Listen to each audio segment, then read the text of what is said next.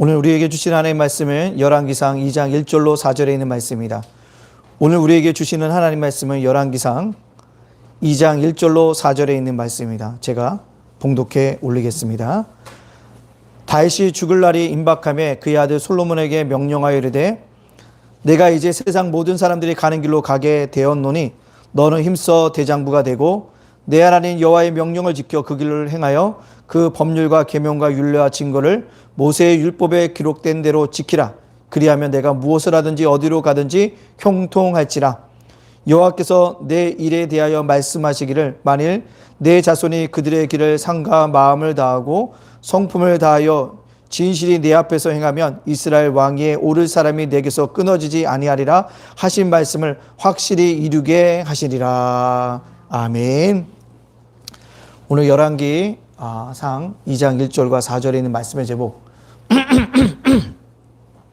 형통으로 새롭게 시작하라 라는 말씀으로 말씀을 시작하려고 합니다. 형통으로 새롭게 시작하라. 자, 우리 앞뒤 옆 사람과 인사해 보겠습니다.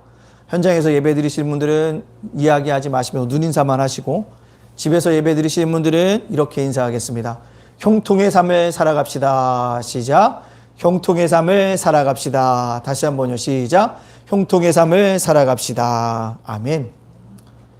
2021년 신축년이라고 합니다. 소해입니다.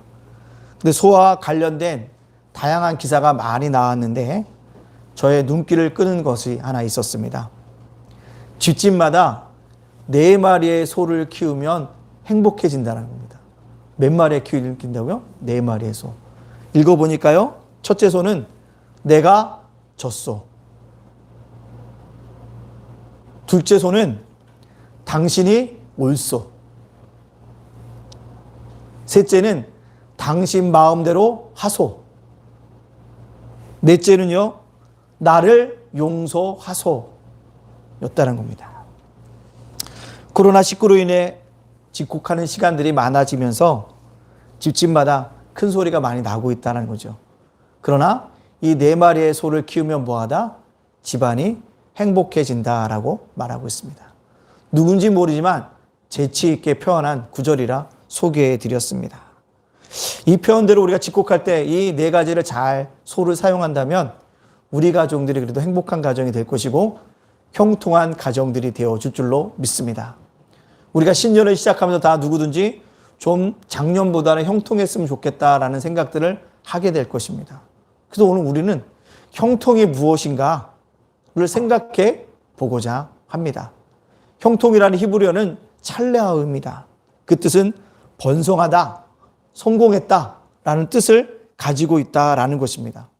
특별히 성경은 형통의 삶을 산 한 사람을 소개한다면 그 사람은 요셉입니다. 하나님이 그와 함께 하심으로 그가 어디를 가든지 뭐였더라? 형통했다라는 것입니다. 노예로 팔려가도 형통했고, 보디발 장군의 집에 노예로 살았지만 형통했고, 감옥에 갔지만 뭐였더라? 형통했다라는 것입니다. 그가 형통할 수 있었던 이유는 단 한 가지였다는 거죠. 그와 함께 하시는 하나님 때문에 형통했다라는 것입니다. 그래서 요셉은요, 날마다 자신에게 함께 하셨던 하나님, 인도하셨던 하나님을 찬양하고 인정하는 것들을 볼 수가 있습니다. 그렇기 때문에 우리도 형통의 삶을 살아가기 위해서는요, 누구요? 나와 함께 하시는 그 하나님을 바라볼 수 있는 믿음의 백성이 되어져야 합니다. 놀레이 베리 존슨이라는 사람이요, 주식회사 예수라는 책을 썼습니다. 그 예수라는 책에서 예수님의 성공에 대한 정의를 바로 하나님의 뜻대로 행하는 것, 하나님의 행하는 대로 뜻하는 것이 바로 뭐였다? 성공이었고 형통이었다라고 얘기하고 있다는 것입니다. 즉 성공이라는 것은 하나님의 뜻대로 행하는 것입니다. 형통의 뜻이 바로 성공이라고 한다면 형통도 하나님의 뜻대로 뭐하는 거다? 행하는 것이라는 겁니다. 저는 1월 첫째 주에는요, 말씀으로 새롭게 시작하라고 얘기했습니다. 왜요? 온 세계에 코로나가 임한 것은요, 온 인류가 말씀을 떠났기 때문에 다시 말씀에서 뭐요? 세워가라는 뜻에서 말씀으로 새롭게 시작하라는 말씀을 증거했습니다.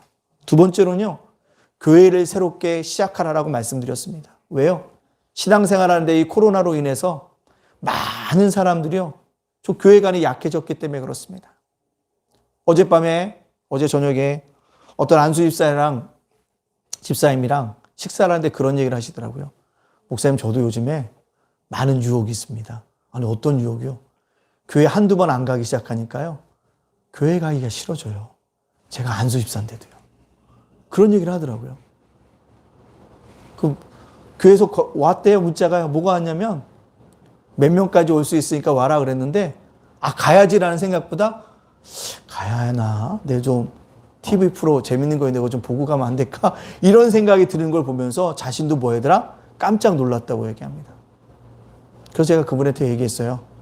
뭐라고 얘기했을까요? 집사님, 내일 반드시 일찍 일어나셔서 꼭 서울에 있는 교회 가시라고. 본인에 있는 교회 가라고. 선능역에 있는 합평교회 꼭 가라고 제가 이야기를 해드렸습니다. 그렇다는 것입니다. 그래서 뭐야? 교회를 새롭게 하라는 것입니다. 자, 그렇다면 이제 교회만 새롭게 지으면 될까요? 아닙니다. 그리스도인이 어려운 시기에 뭐예요? 형통으로 새롭게 거듭나야겠다는 것입니다.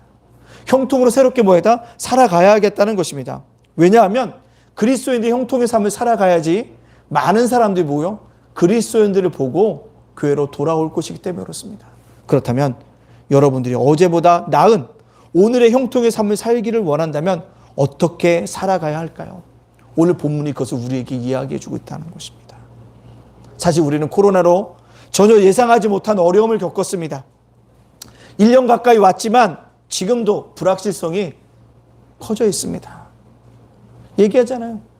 백신을 맞아도 1년 동안은 마스크 쓰고 다녀야 되고 사회적 거리 두기 해야 되고 내년 상반기에 가야지 일상으로 돌아갈까 말까 하는 이야기들이 전문가에서 나오지 않고 있습니까? 이렇게 어려울 때 우리가 해야 될 일이 무엇일까요? 단 한 가지입니다. 하나님의 지혜를 모으는 것입니다. 하나님의 지혜를 모으는 거예요? 더욱더 사모해야 하는 것입니다. 그러기 위해서는요, 우리 믿음의 선진들이 어려울 때 어떻게 살아가는가를 보면서 우리를 더 형통의 삶들 살아가기를 뭐요? 바라면서 새롭게 시작해야 한다는 것입니다. 오늘 본문에 등장하는 다윗처럼요, 늙도록 부와 종교와 인생을 살았던 사람이 없다고 평가를 받고 있습니다. 오늘 다윗이 죽음을 앞두면서 그의 아들 솔로몬에게 마지막 유언을 하면서 어떻게 해야지만 형통으로 새롭게 시작할 수 있는지를 우리에게 알려주고 있습니다. 오늘 본문 중심으로 살펴봄으로 말미암아 우리 예당 가족들이 다 형통으로 새롭게 시작할 수 있는 2021년도가 되어지기를 간절히 소원합니다. 자, 첫 번째요. 어떻게 형통으로 새롭게 시작해야 될까요? 첫 번째입니다.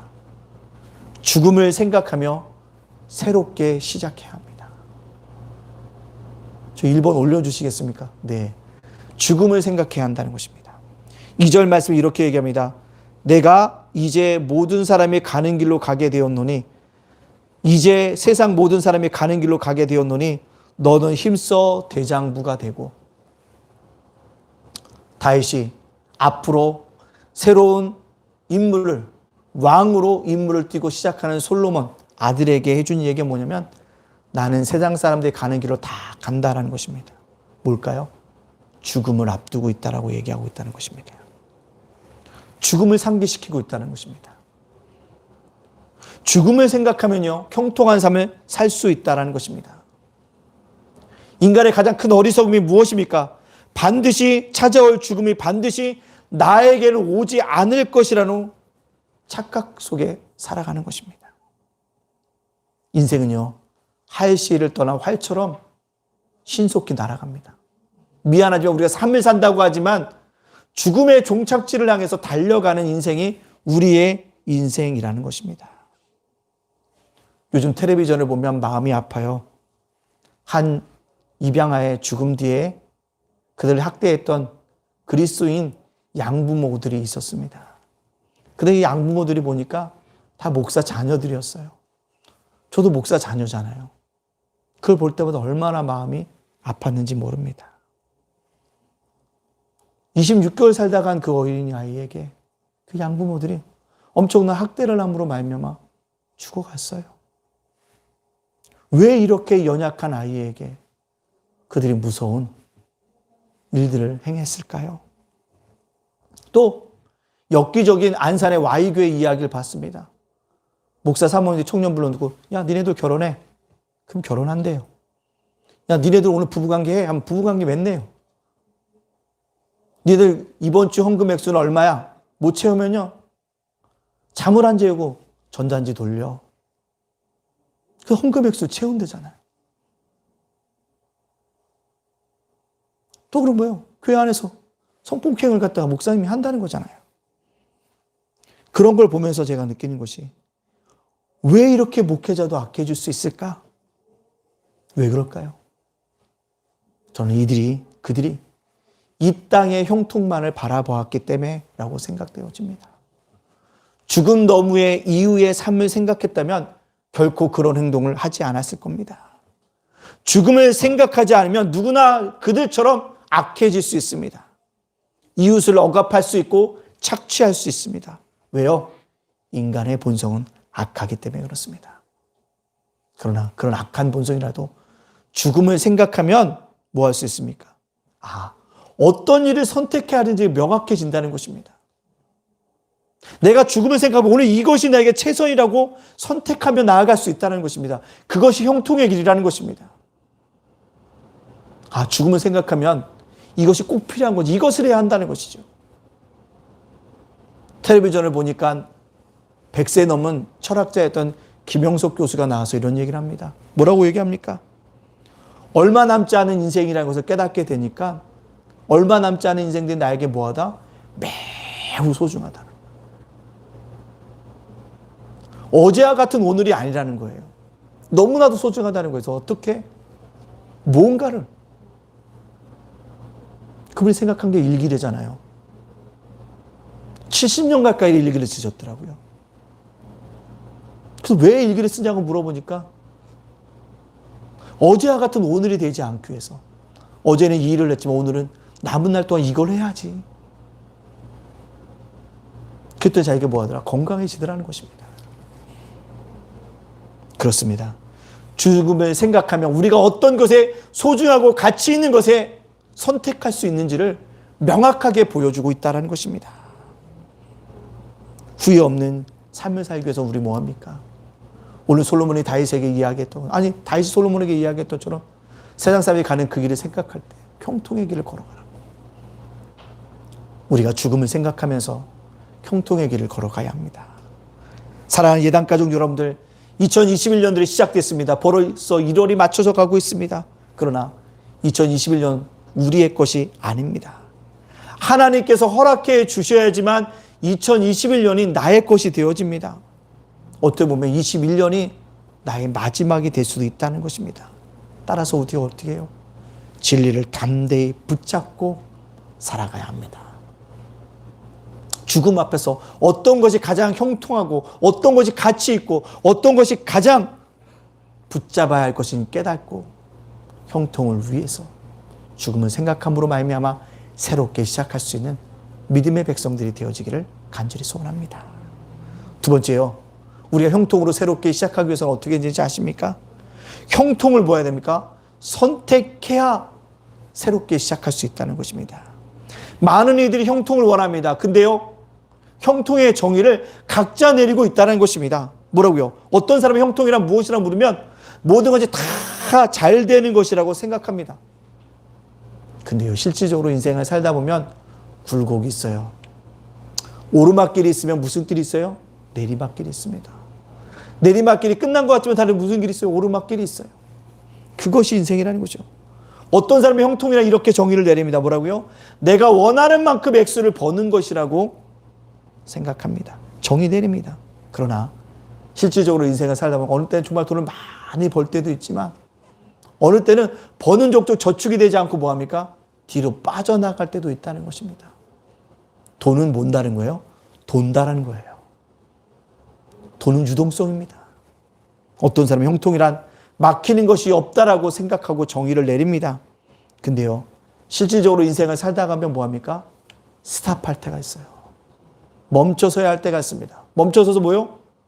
우의 길을 걸어가기도 하고 내가 예상하지 못해서 전혀 새로운 길을 뭐하게 됩니까? 걸어가게도 되어진다는 것입니다. 그렇다면 형통이란 무엇일까요? 성경의 정의를 따라가야 한다는 것입니다. 나의 정의가 아니라 성경이 정의하고 있는 형통을 따라가야지만 형통이 나에게 올 수 있다는 것입니다. 그러기 위해서 오늘 본문의 말씀을 살펴봐야 한다는 것이죠. 다윗이 솔로몬에게 형통의 방법을 우리에게 알려주고 있다는 것입니다. 오늘 3절 말씀에 이렇게 이야기하고 있습니다. 제가 봉독해 올리겠습니다. 내 하나님 여호와의 명령을 지켜 그 길을 행하여 그 법률과 그 계명과 율례와 증거를 모세의 율법에 기록한 대로 지키라. 그리하면 내가 무엇을 하든지 어디로 가든지 형통할지라. 그리하면이 굉장히 중요한 단어예요. 그리하면의 앞에 있었던 구절, 어디서부터? 내 하나님 여호와의 명령을 지켜 그 길로 행하여 그 법률과 계명과 율례와 증거를 모세의 율법에 기록된 대로 지키라. 이게 뭐예요? 조건절입니다. 그리하면 뭐예요? 종속절이에요. 그러하면 뭐가 온다? 내가 무엇을 하든지 어디로 가든지 뭐하리라? 형통하리라. 이게 뭐예요? 바로 종속이라는 것입니다. 즉 형통이라고 생각하는 성경의 정의는 앞에 조건이 뭐하면 이루어지면 종속절이 뭐한다? 이루어지게 되어진다라고 말씀하고 있다는 것입니다. 즉 형통이라는 것은 어떤 방법론이 아니라 자연스러운 결과물이라는 것입니다. 따라서 우리가 어떻게 해요? 형통함이 뒤따라오게 자연스러운 결과로 맺혀질 수 있도록 우리가 뭡니까? 조건절에 포커스를 맞추고 초점을 맞추고 그 일들을 행해야지만 형통의 길이 우리에게 열려질 수 있다라고 얘기합니다. 형통함의 조건이 뭡니까? 여호와의 명령을 지켜 그 길로 행하라. 있잖아요. 내 하나님 여호와의 명령을 지켜 그 길로 행하여. 하나님의 명령, 하나님의 말씀, 하나님의 기록한 대로 살아갈 때 뭐한다? 형통이 임한다는 것입니다. 즉 말씀이 중심이 되어지는 삶이 이루어지면 형통이 우리에게 뭐하게 된다? 이루어지게 되어진다라고 말씀하고 있다는 것입니다. 따라서 우리는 어떻게 해요?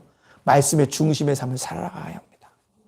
우리는 늘 말씀을 암송하고 뭐합니까? 묵상해야 합니다. 그래서 금년 신앙 캠페인이 굉장히 중요한 거예요. 성경을 암송해야 한다는 것입니다. 암송해야 돼요. 암송. 성경을 암송해야 합니다.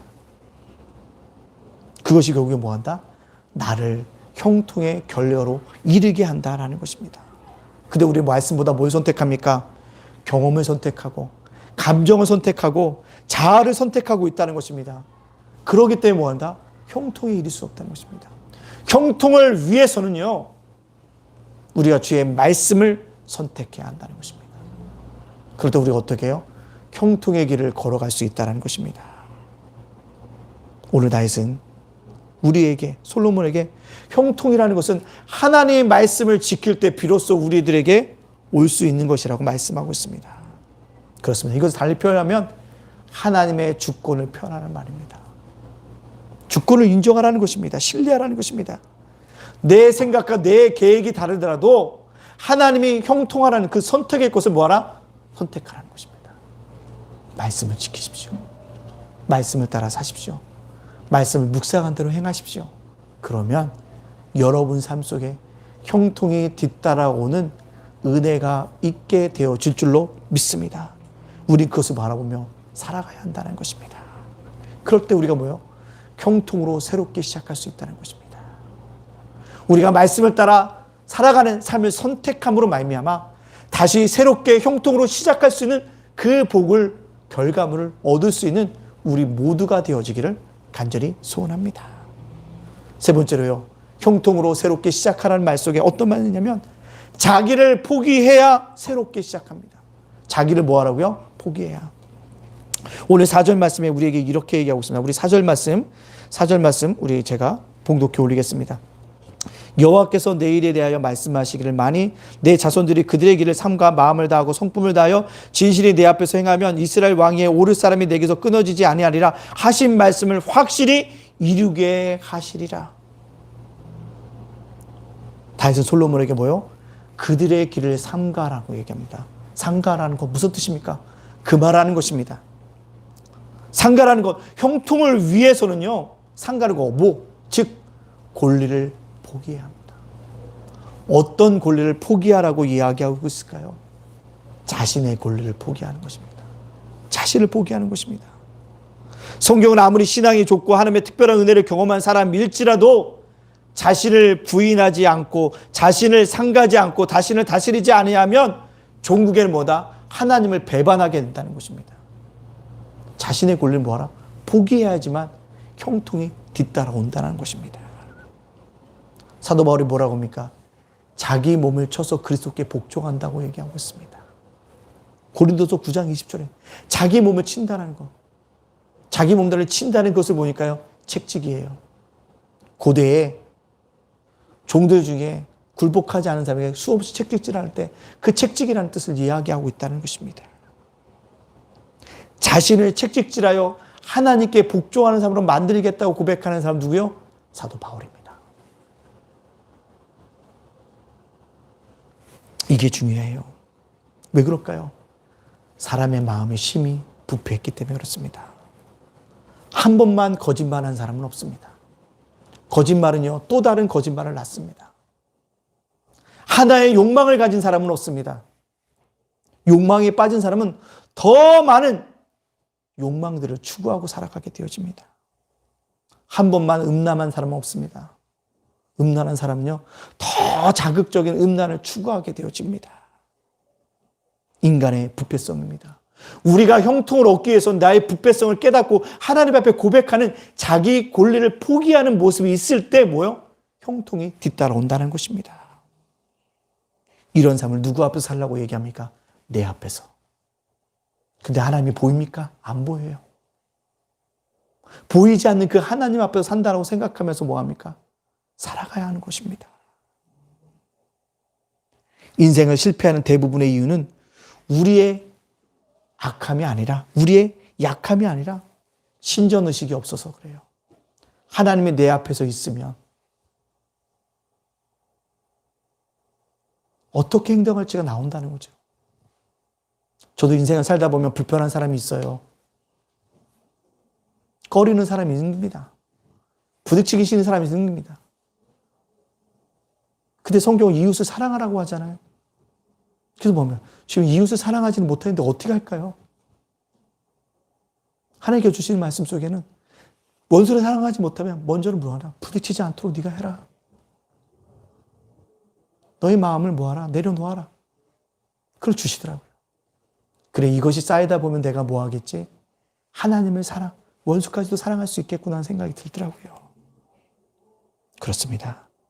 우리가요, 형통으로 새롭게 시작하기 위해서는요, 자기의 권리를 포기할 때 형통이 우리에게 뒤따라 오는 줄로 믿습니다. 노아는요, 당대 의인이라고 평가를 받았습니다. 당대 사람 다 악했지만 노아는요, 하나님에 대한 앞에 산다는 신전의식을 갖고 살았기 때문에 물의 심판 때도 구원을 받았습니다. 하나님 명령하셨기 때문에 구원의 방주를 지으라니까 구원의 방주를 지었습니다. 사람들이 손가락질함에도 지었어요. 그게 신전의식이라는 겁니다. 사람들과 같이 살지 않고 세상의 습관대로 풍습대로 살지 않고 하나님이 명령하신 대로 살기 위해서 자기를 포기하고 자기의 욕망도 죽이고 자기의 음란도 죽이고 자기의 거짓된 것도 죽이고 자기의 마음도 죽이고 하면서 하나님 앞에 살아갔더니 물의 심판과도 구원받는 믿음의 백성들이 되어졌다는 것입니다. 그렇습니다.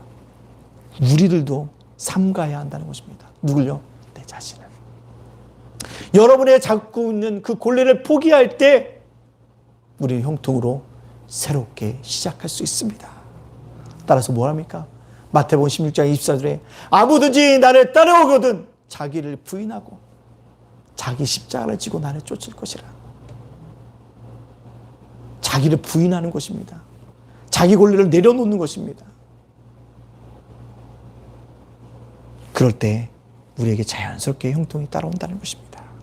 다시 솔로몬에게 자신을 상가도로 유언한 것처럼 오늘 우리에게 성령 하나님께 우리의 삶을 돌아보고 그릇된 것을 삼가며 살아갈 것을 요구하고 있습니다.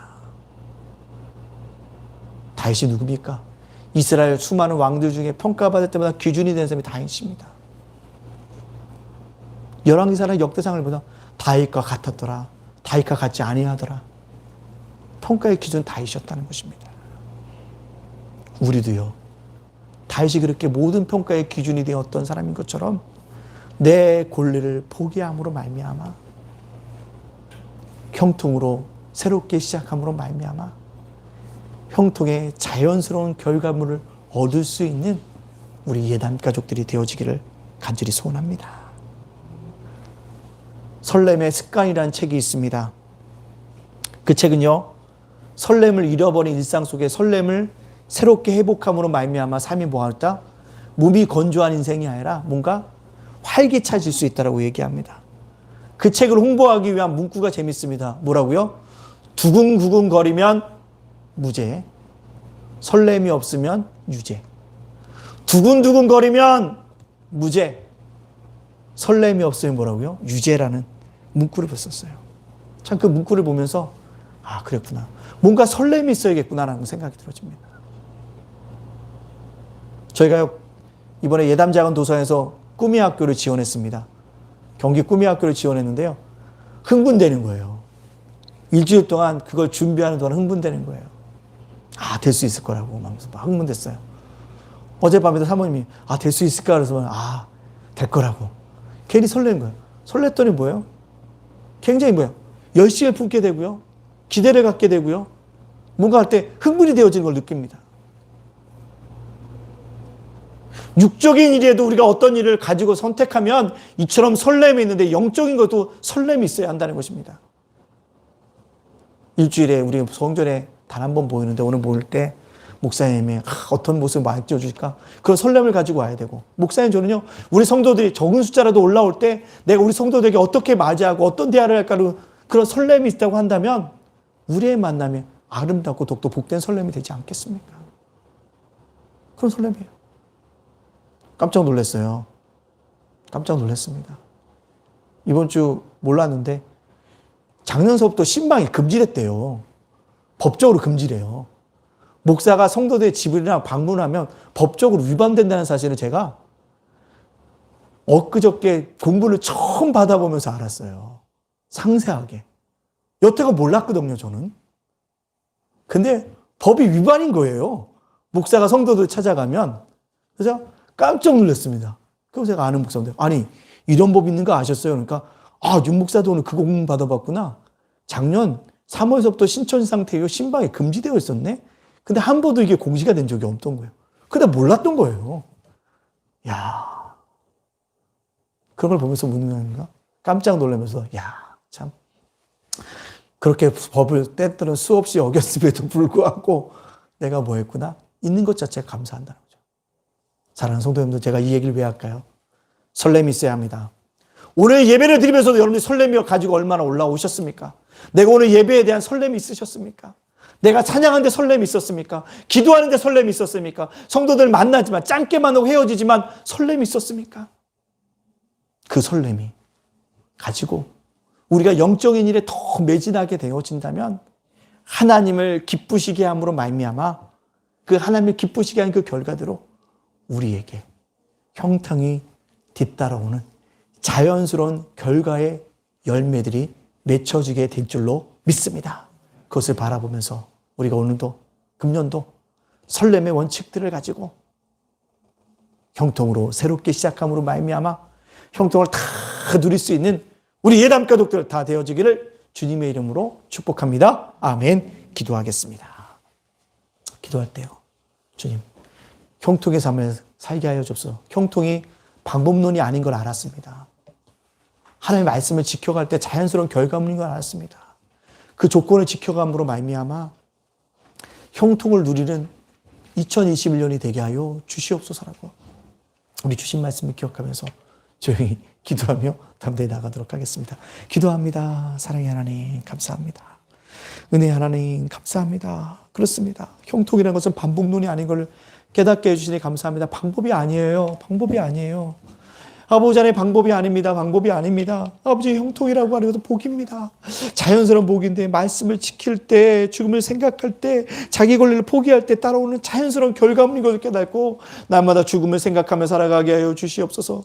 아버지 하나님 정말 자기 권리를 포기하며 살아가며 자연스러운 결과를 맺힐 수 있도록 인도해 주시고 하나님께 주시는 결론을 우리가 하나님의 말씀을 지켜감으로 말미암아 그 영토의 복들을 누리며 살아갈 수 있도록 역사하여 주시옵소서. 감사드리며 예수님의 이름으로 축복하며 기도합나이다.